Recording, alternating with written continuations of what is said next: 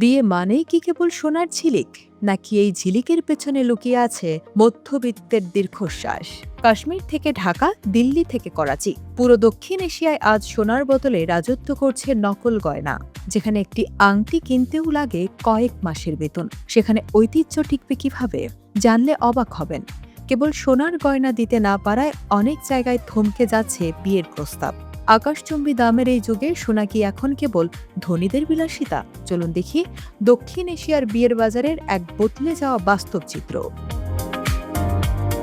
দক্ষিণ এশিয়ার বিয়ে মানেই আভিজাত্যের লড়াই, আর সেই আভিজাত্যের মাপকাঠি হলো সোনা। বিশেষ করে কাশ্মীরি সমাজে সোনা কেবল অলংকার নয়, এটি নারীর সম্মানের প্রতীক।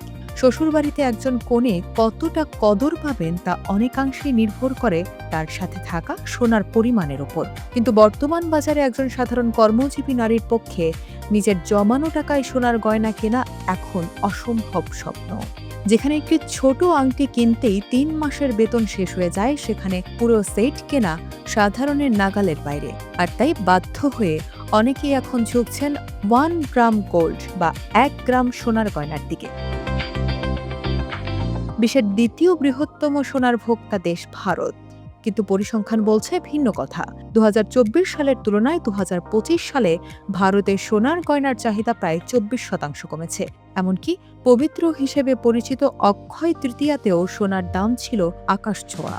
দিল্লির করলবাগ বাজারে এখন ক্রেতারা আসল সোনার দোকান ছেড়ে ভিড় করছেন ইমিটেশন বা কৃত্রিম গয়নার দোকানে।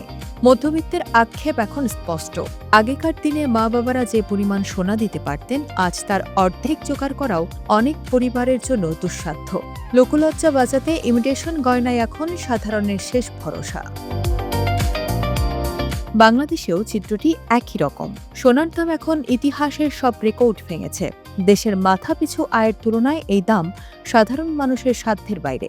ঢাকার চকবাজারে গয়না কিনতে আসা সাধারণ ক্রেতারা জানালেন এক নতুন বাস্তবতার কথা।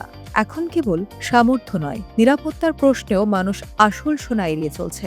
চুরির ভয় আর চড়া দাম দুয়ে মিলে নারীরা এখন কয়েক হাজার টাকার মধ্যেই চমৎকার সব ভারতীয় ইমিটেশন সেট বেছে নিচ্ছেন। দোকানীদের মতে এখন মানুষ ডিজাইনকে গুরুত্ব দিচ্ছে, ধাতুকে নয়। সীমানা পেরিয়ে পাকিস্তানে গেলে পরিস্থিতি আরও ভয়াবহ। সেখানে প্রতি তোলা সোনার দাম এখন সাধারণ মানুষের ধরা ছোঁয়ার বাইরে। গত ১ বছরে সেখানে গয়না বিক্রি প্রায় ৫০% কমেছে। মধ্যবিত্ত পরিবারগুলো এখন বিয়েতে আভিজাত্য বজায় রাখতে ১৮ ক্যারেট বা গোল্ড প্লেটেড গয়নার উপর নির্ভর করছে। একটি আসল সোনার সেট বানাতে যেখানে কয়েক লাখ বা কোটি রুপি প্রয়োজন, সেখানে মাত্র কয়েক হাজার রুপিতে পাওয়া যাচ্ছে একই ডিজাইনের নকল গয়না। তবে সোনার এই উচ্চ মূল্য কেবল বাজারের সংকট নয়, এটি এখন সামাজিক সংকটে রূপ নিয়েছে। দক্ষিণ এশিয়ার অনেক অঞ্চলে পর্যাপ্ত সোনার যৌতুক হিসেবে দিতে না পারায় বিয়ে ভেঙে যাওয়ার ঘটনা অহরহ ঘটছে। কেবল একটি নির্দিষ্ট জেলাতেই হাজার হাজার নারী আজ বিয়ের বয়স পার করছেন শুধুমাত্র আর্থিক অসঙ্গতি ও গয়নার যোগান দিতে না পেরে। যেখানে সোনা হওয়ার কথা ছিল আশীর্বাদ, সেখানে তা আজ অনেক পরিবারের জন্য অভিশাপ হয়ে দাঁড়িয়েছে। জুয়েলারি ব্যবসায়ীরা মনে করছেন সোনা এখন আর ব্যবহারের বস্তু নয়, বরং এটি একটি নিরাপদ বিনিয়োগের মাধ্যম হয়ে দাঁড়িয়েছে। মধ্যবিত্ত সমাজ এখন বাধ্য হয়ে কৃত্রিম জৌলুস দিয়ে সামাজিক মর্যাদা রক্ষার চেষ্টা করছে। উৎসবের আমেজ ধরে রাখতে দক্ষিণ এশিয়াবাসীর কাছে এখন নকল গয়নাই হয়ে উঠেছে আসল অবলম্বন। সোনার এই আকাশচুম্বী দাম কি তবে আমাদের চিরচেনা বিয়ের ঐতিহ্যকেই চিরতরে বদলে দিবে?